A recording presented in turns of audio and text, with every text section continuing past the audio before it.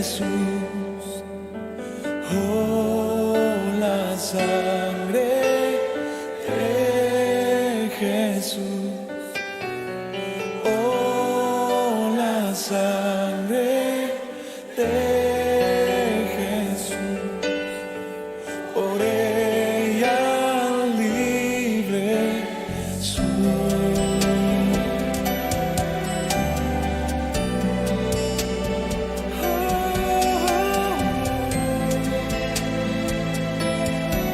Vamos, cántelo con nosotros, la sangre de Jesús.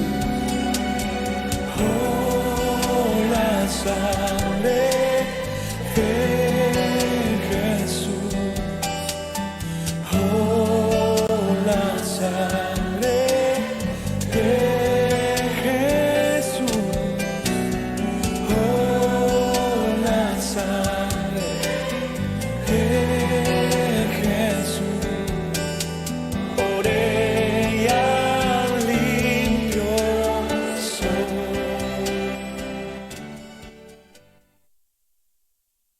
Dios les bendiga, hermanos. Bendiciones a todos los que se están conectando y que están comenzando a ver el tema. El tema del día de hoy es el tema 16 del módulo 4. El tema es la blasfemia contra el Espíritu Santo. Vamos a orar para comenzar el tema, hermanos. Padre, en el nombre de Jesús, en este precioso día que tú nos has dado, Padre bendito, te damos gracias, Señor. Gracias, Padre Celestial, porque tú nos has guardado, tú nos tienes con bien. Tenemos a nuestra familia, Padre Celestial, estamos viendo tu mano poderosa, Padre bendito. Gracias, Señor, porque tú eres nuestro sustentador, papito lindo, en el nombre de Jesús. Te pido y te suplico, Señor, que mandes, Señor, siempre esa unción apostólica, profética, evangelística, pastoral y magistral, Señor, para que pueda, Señor, ser trasladada a tu hermosa palabra, Señor. En el nombre de Jesús, mandas espíritu de revelación, quita todo pensamiento humano de mi mente, Señor, y sea, papito lindo, esa palabra sazonada que salga de mi boca, Padre Celestial. En el nombre de Jesús, amén y amén. Hermanos, comenzamos con nuestro texto base, está en Romanos 12:31. Dice así: por tanto os digo, todo pecado y blasfemia será perdonada a los hombres, mas la blasfemia contra el Espíritu Santo no les será perdonada. A raíz que vayamos desarrollando el tema, hermanos, vamos a ir entendiendo poco a poco cómo se puede llegar hasta este último estado donde ya se blasfemia contra el Espíritu Santo, porque este es un pecado que tiene repercusiones en esta vida y en la otra, porque ya no hay perdón. Amén. Entonces, en estos últimos tiempos, hermanos, sabemos de que el enemigo lo que trata es de engañarnos, ¿verdad? De que mucho pueblo de Dios se quede a la tribulación y gran tribulación, y no solamente ahí también, sino de que quiere que hasta su salvación se pierda. Entonces nosotros tenemos que estar atentos en esto, ¿verdad? Se puede blasfemar de diferentes formas y en contra de varias cosas, tales como, la primera, se puede blasfemar de Dios. Eso lo miramos en el primer libro de Samuel, capítulo 3 y verso 13. Dice la palabra de Dios así, aquí no está, solo les apunté la cita, hermanos, porque son bastantes citas bíblicas. Dice, le dije a Elí que castigaría a su familia por siempre, porque Elí sabía que sus hijos estaban diciendo y haciendo lo malo contra de Dios y no los corrigió. Entonces, aquí se estaba blasfemando contra Dios. ¿Qué era lo que estaban haciendo los hijos de Elí? Bueno, pues ellos eran los encargados de recibir las ofrendas del pueblo de Dios.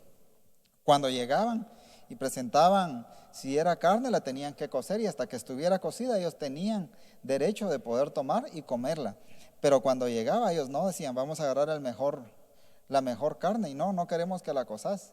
Así dame la cruda, y la agarraban, dice, con un garfio, se la llevaban, y eso no le agradaba a Dios, porque lo que estaban haciendo ellos era menospreciando la ofrenda, y a la hora de menospreciarla estaban blasfemando contra Dios mismo. Amén. Entonces, miren, hermanos, esto de blasfemar en ese sentido de las ofrendas es bien delicado, porque nosotros pensamos de que las ofrendas solamente tienen que ser monetarias, ¿verdad? Y no necesariamente son monetarias, porque nosotros cuando venimos y le ofrecemos nuestro servicio al Señor, Le estamos ofreciendo una ofrenda, le estamos dando una ofrenda en el servicio. Pero ¿qué pasa si en el servicio que nos toca, digamos, nos toca un día X y llegó cansado del trabajo? Dice, hoy voy a llamar al hermano diácono para decirle de que no, que voy tarde, ¿verdad? Y que no puedo llegar a la iglesia a cumplir con mi privilegio. Entonces, está menospreciando la ofrenda que Dios le dio la oportunidad que le diera en su servicio. Y no solamente menospreciando, también está blasfemando.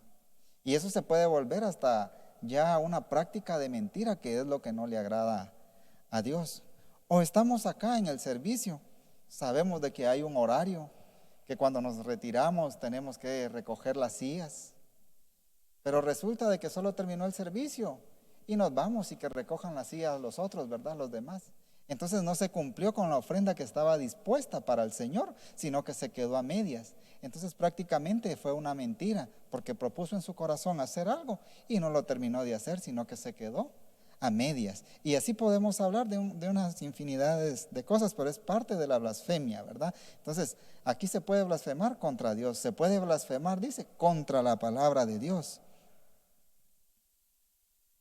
Eso está en Tito 2:5. Dice, a que sean prudentes y castas, a que sean buenas amas de casa y a que estén sujetas a su propio marido, para que la palabra de Dios no sea desacreditada. Ahí les está hablando a unas ancianas que dicen, miren, a las jóvenes aconséjenlas. ¿Para qué? Bueno, pues que sean buenas amas de casa. ¿Qué más? Que estén sujetas. O sea, sujeta a su propio marido, para que la palabra de Dios no sea desacreditada. O sea, de que cuando no somos obedientes, cuando nosotros no obedecemos a nuestras autoridades, hermanos, estamos desacreditando la palabra de Dios. Y eso lo miramos en el nivel espiritual y también cuando miramos una autoridad terrenal. ¿Qué pasa cuando uno de metra lo para? ¿Se pone feliz o se molesta? O dice, ¿para qué me paró? ¿O para qué me va a poner esta multa? Y tal vez uno tiene la culpa, ¿verdad? Entonces está desacreditando la autoridad. Entonces, pero también aquí dice, a la palabra de Dios. Cuando no son sujetas a su marido, dice, desacredita la palabra del Señor. Entonces, pero no solamente a la mujer, también a nosotros. ¿Cómo la esposa se va a sujetar al esposo si el esposo no se sujeta a la autoridad espiritual, en este caso mi pastor? Si yo no estoy sujeto a mi pastor, obviamente no voy a tener sujeción de la otra parte porque yo no estoy cumpliendo con el principio. Entonces, tenemos que ser sujetos. ¿Para qué? Para que no desacreditar la palabra de Dios. A otra cosa que se puede blasfemar es a la doctrina. Eso está en Tito 6:1. Lo vamos a leer acá. Perdón, primera de Timoteo 6:1. Que todos los que están bajo el yugo de la esclavitud tengan a sus propios amos como dignos de toda honra, para que no sea desacreditado el nombre de Dios ni la doctrina. Entonces, y doctrina, hermanos, es una forma de vida. Nuestro Señor Jesucristo, eso fue lo que nos vino a enseñar, una forma de vida, y entonces Él es nuestro modelo a seguir. Cuando nosotros nos desviamos, estamos desacreditando la doctrina. O sea, se está blasfemando hacia la doctrina. Otro es el camino de la verdad, eso está en 2 de Pedro 2:2. Se los voy a leer desde el 1. Pero hubo falsos profetas, dice, entre el pueblo, como también entre ustedes habrá falsos maestros que introduzcan encubiertamente herejías destructivas, llegando aún hasta negar al soberano Señor que los compró, acarreando sobre sí mismo una súbita destrucción, y muchos seguirán tras la sensualidad de ellos, y por causa de ellos será difamado el camino de la verdad. Esto está hablando en los últimos tiempos, y lo que está hablando acá es de que van a haber falsos profetas, falsos maestros, que aparentemente predican la verdad, pero no es la verdad, y lo que hacen es desviar del camino de la verdad. Entonces lo que están haciendo es blasfemando el camino de la verdad, que es Cristo. Quieren tomar la Biblia a su conveniencia y hacer las cosas que a ellos les agrada, pero en realidad son maestros de ellos mismos, ¿verdad? Porque lo que hacen es desviar al pueblo. Entonces se puede blasfemar también del camino de la verdad, de las potestades superiores. Dice, hay quienes de las potestades angelicales. Amén. Sabemos, hermanos, de que en Apocalipsis menciona de que hay un ángel en las iglesias donde se le está hablando, y háblale al ángel de Esmirna y dile tal y tal cosa, y habla. Entonces hay un ángel, hay potestades angelicales en cada congregación que nosotros no podemos blasfemar contra ellos, porque en realidad son mensajeros de parte del Señor, que son los que traen también un mensaje y son ministradores hacia nuestras vidas. Amén.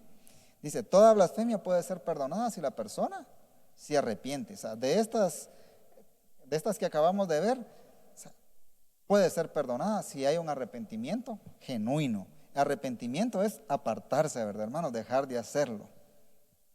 Pero dice, pero la blasfemia contra el Espíritu Santo no será perdonada ni en este siglo ni en el venidero, sino que la persona experimentará la condenación eterna.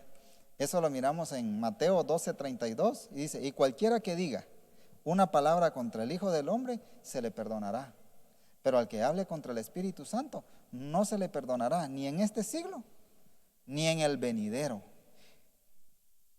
Dice, quien ha cometido este pecado ha caído en un estado irreversible, con el corazón lleno de odio, rechazo y una actitud manifiesta en contra de la verdad de Dios. Entonces, acá miren, hermanos, Dios como que nos está dejando parámetros. Dice, bueno, contra el Hijo está bien, no hay ningún, o sea, no es que no haya ningún inconveniente, tampoco lo vamos a hacer, ¿verdad, hermanos? Dice, pero cualquiera que diga una palabra en contra del Hijo del Hombre se le perdonará, pero contra el Espíritu Santo no se le va a perdonar ni en esta, ni en el mundo venidero. Entonces hay una repercusión. ¿Ven?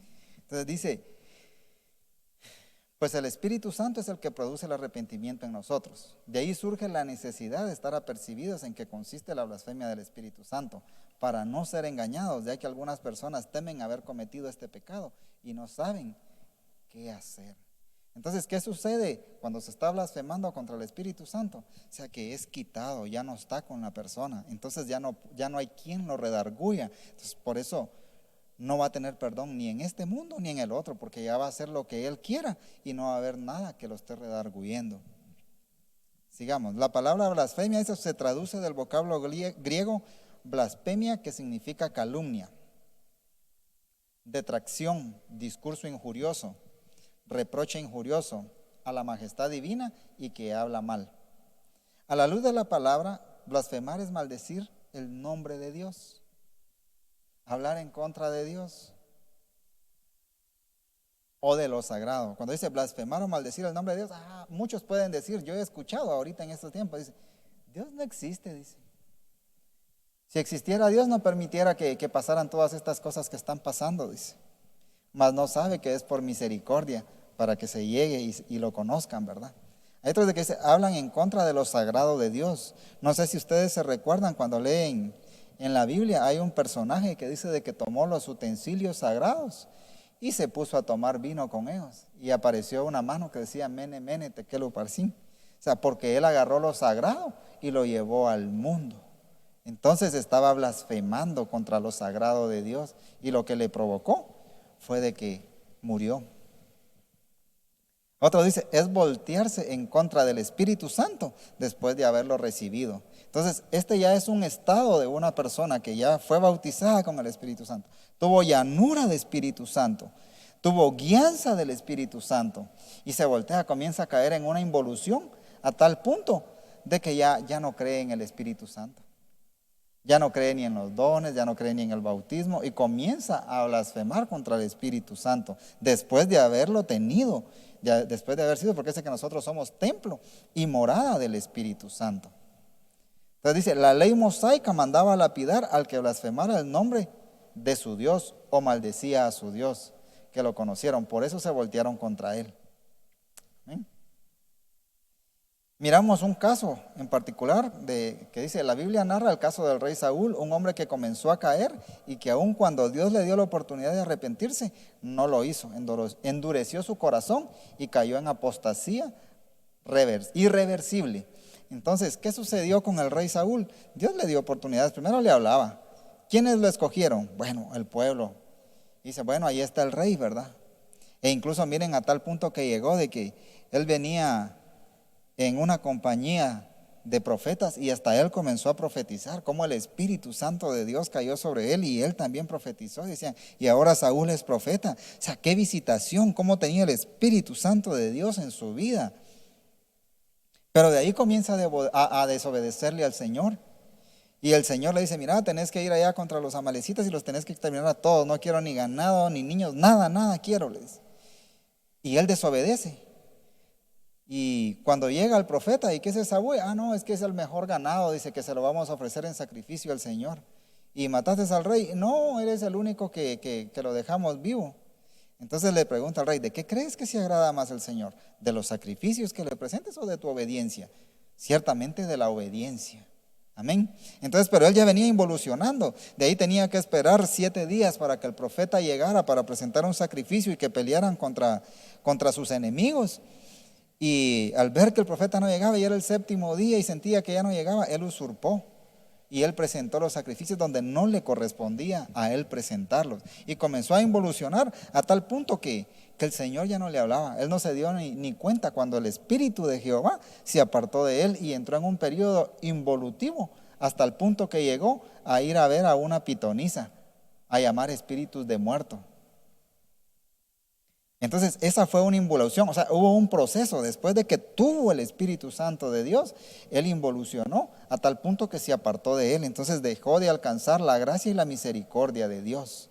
Amén. Miramos también en segundo libro de Samuel 7:15 que dice, David comenzó en el proceso involutivo en el caso de Betsabé. Entonces, igual comenzó David, la única diferencia con David es de que él sí aprovechó la oportunidad para ponerse a cuentas con el Señor. Porque cuando llega el profeta y le habla y le da a conocer su pecado, porque le da la parábola, a veces es necesario que hasta en parábolas nos hablen, ¿verdad, hermanos? Entonces, él le dice, no, ese hombre dice que se pone furioso, dice, ese hombre tiene que pagar 4 veces, ¿verdad? 4 tantos por todo lo que hizo, ¿verdad? Y el profeta le dice, ese hombre eres tú. O sea, él ya estaba en un proceso involutivo y cuando le dice eso, él se tira al suelo y se arrepiente y comienza el proceso de restauración. Pero aprovechó, ya no siguió involucionando, sino que comenzó nuevamente a buscar del Señor y se arrepintió. Amén. La blasfemia del Espíritu Santo, este es un pecado, es un proceso de involución en el cual, dice, es enojado, está hablando, enojamos al Espíritu Santo, es enojado, se apaga, se contrista, miente, tienta, resiste y por último es blasfemado. Entonces lleva un proceso, la involución lleva un proceso, lo enoja, lo apaga, lo contrista, miente, tienta, resiste. Y entonces ya cuando llega ahí a resistirlo, ya entonces ya el último paso, ya blasfemó, ya el Espíritu Santo de Dios ya se apartó, ya no tiene perdón, ya no hay quien lo redarguya. Entonces dice, y por último es blasfemado, el Espíritu Santo por quien fuimos sellados, guiados, consolados, redarguidos y santificados. Entonces miren el proceso de que el Señor viene y manda a su Espíritu Santo, ¿para qué? Nos sella, nos guía, nos consuela, nos redarguye, nos santifica. Pero cuando se ha llegado al punto de blasfemarlo, ya no hay quien lo redarguya, ya no hay quien lo guíe, ya no tiene ese sello de Dios. Entonces cuando venga la peste desoladora, este no está sellado, tiene las puertas abiertas para entrar.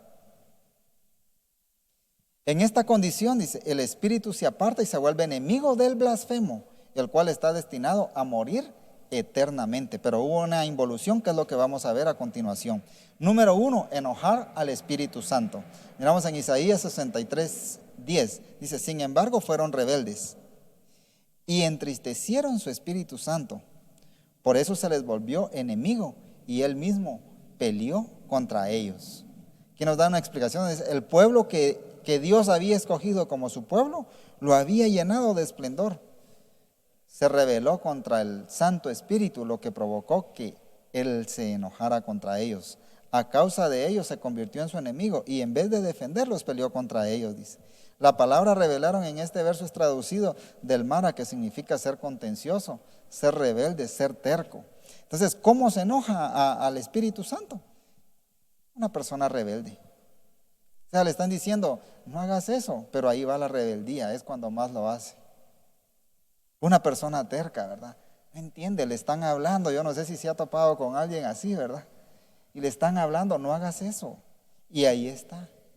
Y ahí lo sigue haciendo. Una persona desobediente, que le están diciendo lo que tiene que hacer y no le gusta hacerlo, porque no le gusta recibir órdenes. Entonces, eso es enojar al Espíritu Santo. Aquello de que cuando uno siente que va a hacer algo, ahí está el Espíritu Santo, no lo hagas. Y si se hace, uno estamos enojando al Espíritu Santo. Contencioso, por nada y nada busca pelea. Ser contencioso, dice. Por nada y nada está en discordia.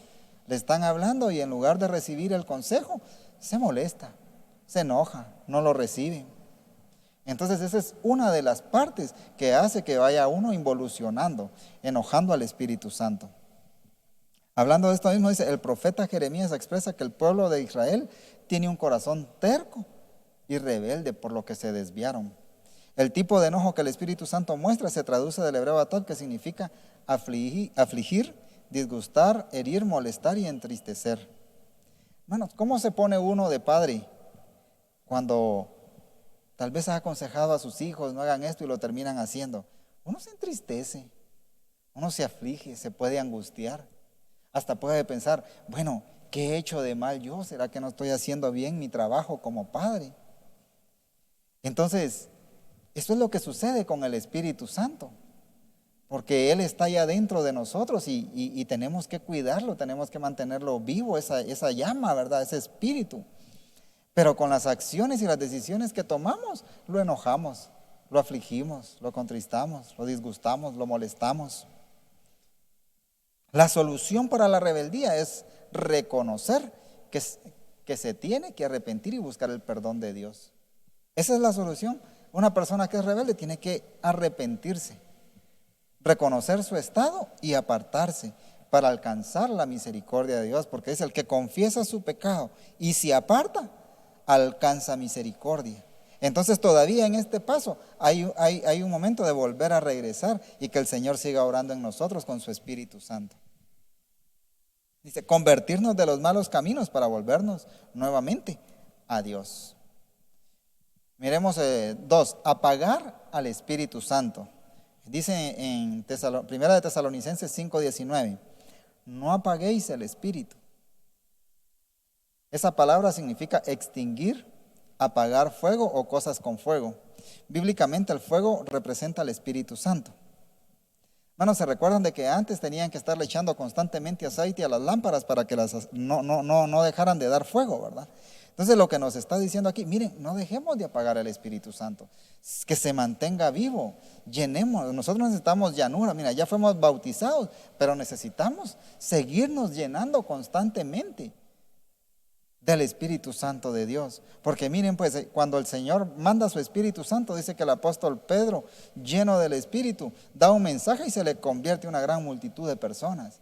También vemos a Esteban, que lleno del Espíritu Santo en el concilio, dice que no le podían detener ni callarlo con la palabra de Dios, porque él les hablaba esas revelaciones, y a tal punto que lo llevan y lo están apedreando, pero dice que también lleno del Espíritu Santo vio los cielos abiertos, estaba recibiendo las pedradas, pero lleno del Espíritu Santo. Ahora yo pregunto, ¿será que si a nosotros nos tiran una pedrada, nos la quedamos? Porque lleno del Espíritu Santo lo estaban apedreando y dice, Señor, no les tomes en cuenta este pecado. Bueno, si hasta una mala mirada ya se molesta. Entonces no tenemos que apagar el Espíritu Santo. Yo me recuerdo que el apóstol Pablo naufragaba el barco donde iban y llega y comienzan a hacer fuego. Y él dice que le está echando leña al fuego para mantenerlo vivo. Y lo pica una serpiente venenosa. Y todos los que estaban a la par de él, a la orilla, en la rueda, miremoslo así, del fuego, solo estaban esperando que él se muriera, dice. Pero más sin embargo no le pasó nada. Entonces dice uno, ¿por qué no le pasó nada? Porque él estaba avivando el fuego del Espíritu Santo. Entonces, pero miren pues, él tenía vivo ese fuego del Espíritu Santo, la serpiente lo mordió, pero no le sucedió nada. Entonces ahora la pregunta es, ¿cómo tenemos nosotros nuestro Espíritu Santo? Porque si a un apóstol de esa talla lo mordió la serpiente, ¿ustedes creen de que a nosotros no puede venir la serpiente a querernos morder también? Pero ¿cómo va a dejar su veneno si no estamos llenos del Espíritu Santo? Si el Espíritu Santo está apagado, obviamente va a entrar el veneno, pero si está avivado, así como lo que él estaba haciendo, echándole ramas y avivándolo, llenándose cada vez más, pues no le pasó nada. Entonces, esa es otra involución, apagar el Espíritu Santo, no esforzarnos por tener siempre la llanura, siempre más de Él. Dame más de ti, Señor. Yo quiero sentir tu presencia, Señor. Yo, Señor, estoy acá y no me voy a mover hasta no sentir tu presencia. Quiero que me llenes, papito lindo, en el nombre de Jesús. Entonces seguimos leyendo, dice, en la primera llanura del Espíritu, era la primera llanura del Espíritu, dice, y para mantenerla era necesario llenarse constantemente de Él. En la parábola de las 10 vírgenes vemos que las 5 prudentes tenían una doble porción de aceite para sus lámparas mientras esperaban al novio. Entonces aquí nos habla también de estas 10 vírgenes, de que estaban esperando al novio, pero 5 sí llevaban su doble porción, estaban llenas, ¿verdad? Y cuando el novio dice, aquí vengo, las otras 5 ya no tenían aceite. Dice, regálanos un poco de aceite. No, le dice, porque fueron prudentes. La venida de nuestro Señor ya está cerca. Y para saber que nos vamos a ir, ¿cómo tenemos que estar? Llenos del Espíritu Santo, porque dice que el mismo Espíritu es el que nos dice cómo estamos. Ese es el mismo que da testimonio de nosotros, nuestro mismo Espíritu, ¿verdad? Guiados por el Espíritu Santo. Entonces, hubieron 5 prudentes y 5 que no. ¿No será que a veces descuidamos y nos volvemos imprudentes y no estamos buscando esa llanura del Espíritu Santo? Pues es un momento de recapacitar, y si se ha estado apagando ese Espíritu Santo, pues nuevamente volver a buscarle para que revive esa llama en nosotros. Amén. La Biblia nos dice que el Espíritu del hombre es lámpara a Jehová, con la cual escudriña lo más profundo de su ser. Miremos al número 3, contristar al Espíritu Santo. Eso está en Efesios 4:30. Dice, y no entristezcáis al Espíritu Santo de Dios, por lo cual fuisteis sellados para el día de la redención. Entonces miren, porque esto es bien tremendo. Entonces no hay que contristarlo ni entristecerlo, dice. ¿Por qué? Porque fuimos sellados, ¿para qué? Para el día de la redención, lo que nosotros estamos esperando, ¿verdad? Dice, cuando miréis todas estas señales, erguíos y levantar vuestra cabeza, porque vuestra redención está cerca. Pero si estamos llenos del Espíritu. Pero si ahorita en estos tiempos lo que estamos es sintiendo miedo, ay, que se vaya la pandemia, y no estamos viendo las señales que nuestro Señor está cerca, entonces perdóneme, pero no estamos buscando esa llanura, y lo que estamos prácticamente es afligiendo. Dice, la palabra contristar se traduce del griego lupeo, que significa afligir, estar triste, angustiar, causar tristeza, molestia y dolor. Se causa dolor al espíritu cuando en vez de crecer en el proceso de regeneración y despojarnos del viejo hombre, se comienza a vivir conforme al mundo. Entonces, ¿cómo lo entristecemos? Cuando, bueno, sí voy a la iglesia, pero le preguntan, mire, ¿y usted es cristiano?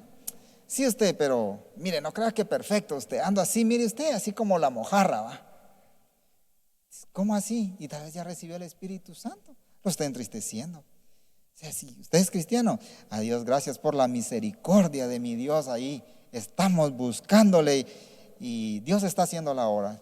Lo que me falta todavía que perfeccionar, Él me va a ayudar, pero buscando esa llanura.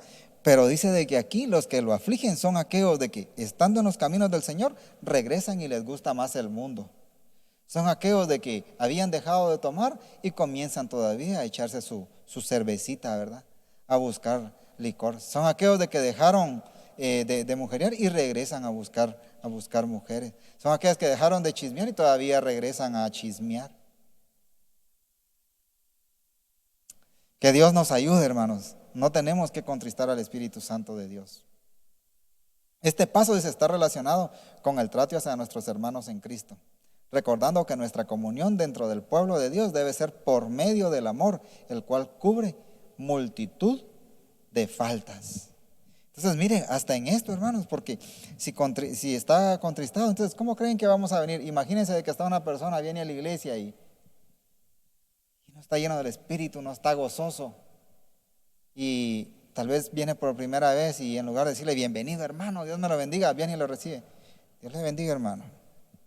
Gócese. Qué gozo el que muestra, ¿verdad? O sea, yo creo que ya ni dan ganas de entrar, ¿verdad? Entonces, tenemos que estar con esa llanura del Espíritu y no caer en contristarlo. Ya llevamos 3 pasos, que es entristecerlo, angustiarlo, causar tristeza, molestia, dolor. Amén. Regresar al mundo, hacer las cosas del mundo. Dentro de eso mismo tenemos un inciso que es la mentira. En Efesios 4:25 dice, por tanto, dejando a un lado la falsedad, hablar verdad cada cual con su prójimo, porque somos miembros los unos de los otros. Dice, Dios manda a dejar a un lado la falsedad y que hablemos con la verdad a nuestro prójimo. Hermano, ¿le gustaría a usted que le hablen con mentiras? Yo creo que no, a nadie nos gusta que nos mientan. ¿Alguna vez le han mentido? Yo creo que sí.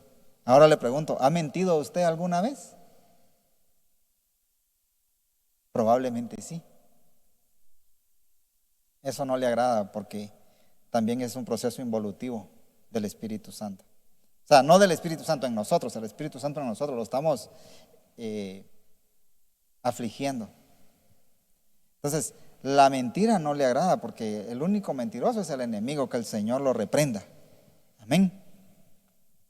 Esta mentira se traduce del griego pseudomai, que significa engañar mediante mentiras, una falsedad. La mentira hacia el prójimo es una contaminación a nuestra alma que nos prepara al siguiente paso, que es mentirle a Dios. O sea, se le miente primero al hombre, un proceso involutivo, pero después el siguiente paso es mentirle a Dios.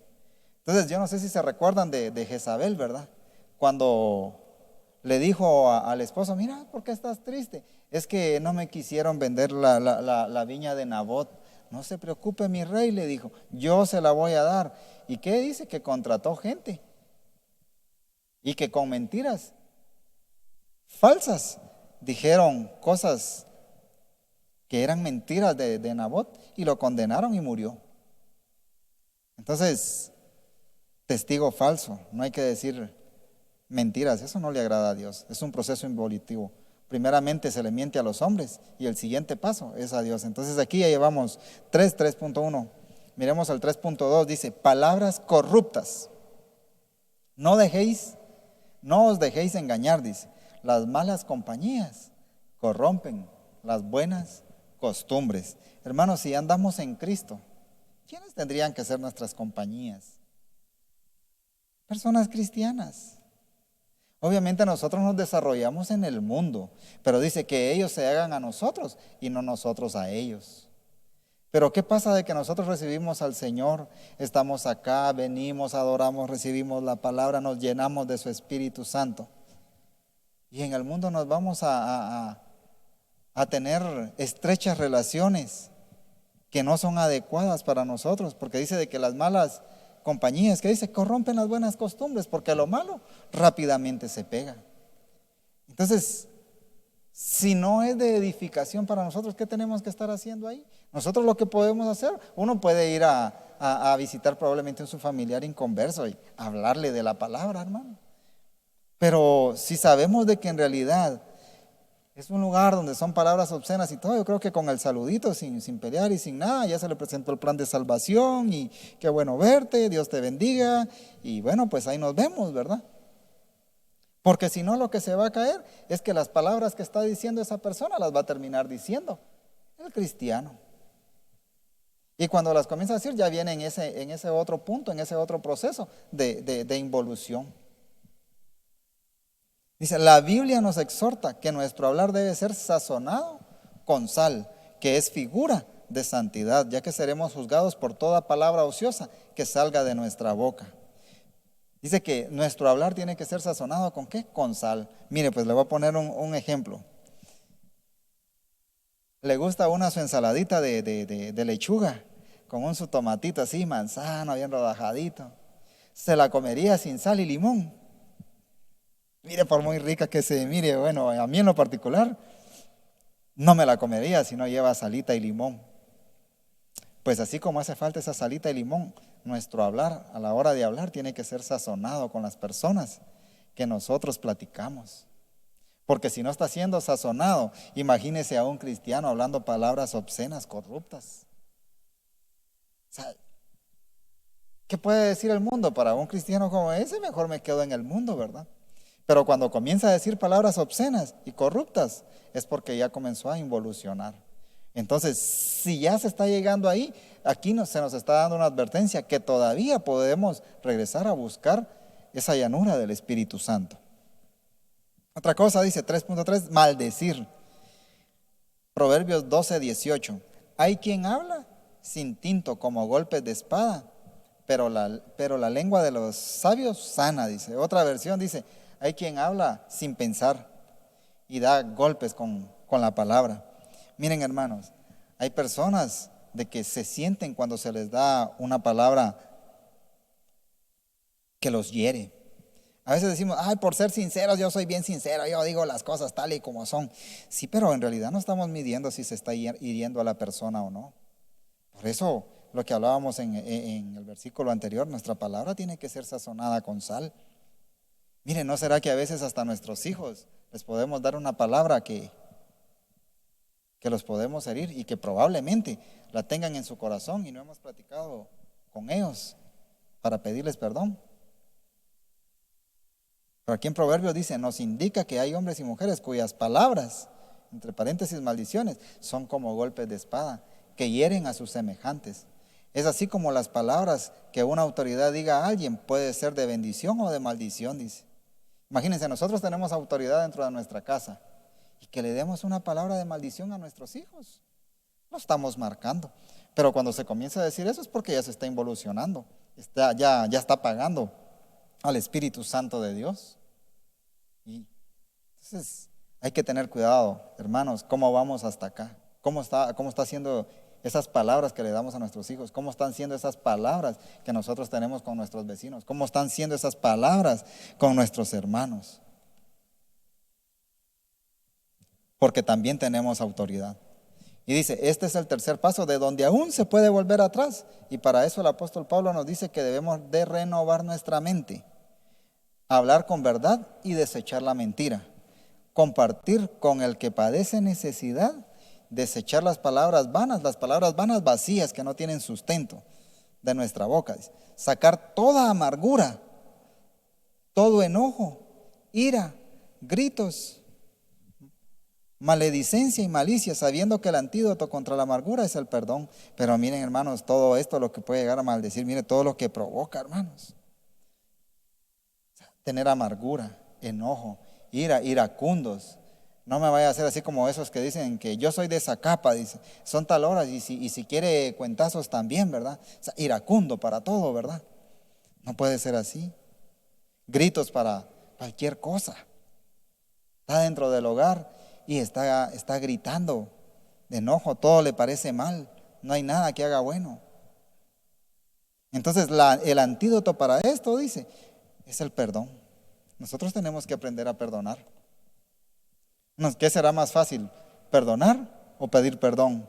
Hay algunos que se les hace más fácil pedir perdón y hay a otros que se les hace más fácil perdonar.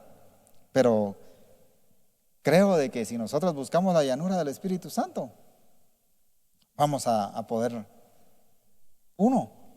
primeramente clamar al perdón de Dios, ¿verdad? Pero nosotros perdonando también acá en la tierra. Amén. Sigamos.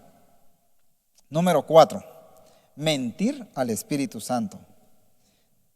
Hechos 5:3. Mas Pedro dijo, Ananías, ¿por qué ha llenado Satanás tu corazón para mentir al Espíritu Santo y quedarte con parte del precio del terreno? Miren, hermanos, cómo se le miente aquí al Espíritu Santo. Esa es una pareja de él con la esposa de que habían ofrecido un terreno. Le dijeron, cuando lo vendamos aquí lo traemos, ¿verdad? Aquí traemos el dinero. Ni sabían cuánto dinero era. Pero cuando ellos lo vendieron en una bonita cantidad, la vieron, es bastante. Quedémonos con una parte y le vamos a decir que lo vendimos en tantos. ¿Te parece, amor? Le digo, sí, le digo, porque ahí estaba, ¿verdad? Los dos, como eran una sola carne, ¿verdad? Entre la esposa y él se pusieron de acuerdo, ¿verdad? Y él se presenta, dice. Eso lo pueden leer ahí en los Hechos, ¿verdad, hermanos? Y cuando llega y le está presentando lo que supuestamente habían dado el terreno, el apóstol Pedro le dice, ¿por qué dejaste que Satanás te llenara de mentira? Miren pues, hermanos, cómo había quedado eso ahí. Entonces él ya no estaba lleno del Espíritu Santo y le había dado la puerta libre. ¿Para quién? Para que lo llenara Satanás. Ya no tenía el Espíritu Santo de Dios. Y entonces, ¿qué sucedió ahí? Que murió. Luego dice que llega la esposa, ¿verdad? Y lo mismo, ¿verdad? Mira, le dice, también ¿por qué le mientes al Espíritu Santo? O sea, no me estás mintiendo a mí, le dice. Estás mintiendo al Espíritu Santo. Probablemente él le iba a mentir a un hombre, pero no se daban cuenta de que le estaba mintiendo al Espíritu Santo de Dios. Entonces, hermanos, hay que ver cómo vamos en todo esto, hermanos, porque puede ser de que hayan algunas ciertas características que podemos estar cometiendo y estamos a tiempo, para corregirlas. Número 5, tentar al Espíritu Santo. Entonces Pedro dijo, ¿por qué os pusisteis de acuerdo para poner a prueba al Espíritu Santo? Oiga, mira, los pies de los que sepultaron a tu marido están a la puerta y te sacarán a ti también. Aquí está hablando de la esposa de este Ananías, ¿verdad? Entonces le dice, ¿por qué te pusiste de acuerdo? Y ahí es lo que estaban haciendo, era tentando, dice, tentar del griego que significa incitar, provocar, examinar. La Biblia dice en el libro de Santiago que nosotros somos tentados cuando de nuestra propia concupiscencia somos arrastrados. A veces nosotros decimos, sí, es que el enemigo, y a veces es por nuestra misma concupiscencia, hermanos. Aquí lo que sucedió es de que ellos por su concupiscencia, por amor al dinero, tentaron al Espíritu Santo de Dios. Y los dos murieron. Santiago 1:14 dice, también indica que Dios no puede ser tentado porque Él es el santo. O sea, Dios no puede ser tentado porque Él es santo. Tentar a Dios, dice, es una ofensa grave. El diablo quería que el Señor tentara al Padre cuando lo incitó que se tirara del pináculo. Pero la respuesta divina fue, escrito está. Entonces, si nosotros nos llegamos del Espíritu Santo, leemos la palabra, la ponemos por obra, cuando llega el tentador, como estamos llenos del Espíritu Santo, vamos a decir, escrito está. No solo de pan vivirá el hombre, sino de toda palabra que viene de la boca de Dios. Amén. También dice, los fariseos tentaron al Señor con preguntas, pero el Señor siempre les contestó con sabiduría. ¿Se recuerdan cuando le llevan una moneda al Señor y le dice, es lícito que nosotros demos tributo al César? Y el Señor les pide la moneda. Y es cuando le contesta, ¿por qué me quieren tentarles? Dar al César lo que es del César y a Dios lo que es de Dios. Entonces, si buscamos esa llanura, vamos a estar atentos cuando quieran venir las tentaciones. Entonces, pero acá ellos tentaron ya al Espíritu Santo, ya era otro proceso de involución. Hermanos, y esto es bien delicado porque aquí se estaba presentando una ofrenda. Cuando nosotros presentamos el diezmo, ¿será que lo estamos presentando cabal? Yo gano 1000 quetzales, son 100 quetzales, pero me hace falta, voy a dar hoy solo 80 y pone su sobrecito, 80 quetzales de diezmo. Bueno, al hombre engaña, pero allá está Dios. A él no se le engaña. Es bien delicado, hermanos. Me voy a salir de este tema porque está bastante delicado. Miremos al 6, dice, resistir al Espíritu Santo. Hechos 7:51. Vosotros que sois duros de cerviz e incircuncisos de corazón y de oídos, resistís siempre al Espíritu Santo. Como hicieron vuestros padres, así también hicieron vosotros. Esa palabra resistir dice que significa oponerse. Las personas que resisten son las que no solo se oponen al Espíritu Santo, sino que matan a los que anuncian las buenas nuevas de salvación. Pero miren, hermano, aquí está hablando en el verso, está hablando de que dice, son duros de cerviz, incircuncisos de corazón. ¿Qué es lo que dice ahorita en el tiempo que estamos viviendo? De que el Señor va a circuncidar nuestros corazones para que la palabra del Señor entre, se haga rema y la pongamos por obra. Pero aquí no se quisieron ya dejar circuncidar, eran incircuncisos de corazón. Entonces la palabra en pocas palabras entraba por un oído y salía por otra. Sí, eso me lo sé, sí, pero ya no lo cumplo, ¿verdad? Entonces está resistiendo al Espíritu Santo, se está rebelando contra el Espíritu Santo. Se está oponiendo, no está dejando que haga la obra que tiene que hacer en nosotros. Amén. Dice, la dureza de cerviz nos habla de dureza para obedecer y para servir. La figura la podemos ver en los bueyes, para recibir el yugo sobre su cerviz. Entonces, miren, hermanos, aquí había una dureza para el servicio de Dios. Hermanos, ¿no será de que a veces nosotros decimos, bueno, sí voy a la iglesia, pero yo no me quiero comprometer? Yo sentadito estoy bien, recibo, alabo, adoro y me voy. Pero cuidémonos de eso, hermanos. Vamos a seguir la circuncisión de corazón. Dice, nos habla de que la carne no ha sido quitada. La persona vive una vida de carne. Miremos el 6.3, la circuncisión de oídos. Ahí tenemos que examinar, hermanos, qué escuchamos, qué estamos escuchando, ¿verdad? La única solución para regresar de este texto es de involución, es arrepentirse, humillarse y someterse bajo la mano poderosa de Dios, que son quienes, los 5 ministerios, porque ellos están para la edificación, para que lleguemos a la unidad de fe y que demos la estatura del varón perfecto. 7, ya aquí ya es el punto, el último, blasfemar contra el Espíritu Santo. Venía involucionando con todos los que mencionamos y en este punto, ahí sí ya dice, Marcos 3:29, pero cualquiera que blasfeme contra el Espíritu Santo no tiene jamás perdón, sino que es culpable de pecado eterno. Aquí ya es irreversible, ya cayó, ya no puede regresar. Que Dios nos guarde y nos ayude, hermano. Entonces, el que ya blasfema y llegó a este punto, ya no tiene perdón ni acá ni en el mundo venidero. Llegamos a la conclusión y dice, pidámosle a Dios un corazón humilde que pueda reconocer siempre su condición y buscar ayuda a tiempo. Dios es un Dios de oportunidades. Hermanos, Dios es un Dios de oportunidades. No lleguemos hasta este último paso. Tenemos que examinarnos, hermanos, cómo estamos. Si estamos maldiciendo, si estamos diciendo mentiras, si estamos queriéndonos oponer contra las autoridades, si estamos contra el Espíritu Santo. Hermanos, es un tiempo de reflexión, porque este pecado sí es bastante delicado. Que Dios nos ayude y que Dios nos guarde. Oramos. Padre, en el nombre de Jesús, te damos gracias, Señor, por la palabra que tú nos has dado, papito lindo. Y te pedimos, Señor, tu infinita misericordia. Y si hemos hecho alguno de esos pasos que a ti no te agradan, Padre, hoy te pedimos perdón, Señor. Y te pido en el nombre de Jesús que guíes, Señor, nuestro caminar para regresar nuevamente, Señor, a ese camino recto que es a través de Cristo, Padre. En el nombre de Jesús, ten misericordia, Señor, de nosotros, Padre Celestial, para no caer en ese punto, Padre. En el nombre de Jesús, bendecimos, Señor, a los hermanos que nos están escuchando, Padre Celestial, y que la palabra que hoy has dado, Señor, que haya penetrado hasta lo más profundo de los corazones, Padre, y que dé fruto al 100%, Señor. A ti sea toda la gloria, la honra, en el nombre de Jesús. Amén y amén. Dios me los bendiga, hermanos. Bendiciones.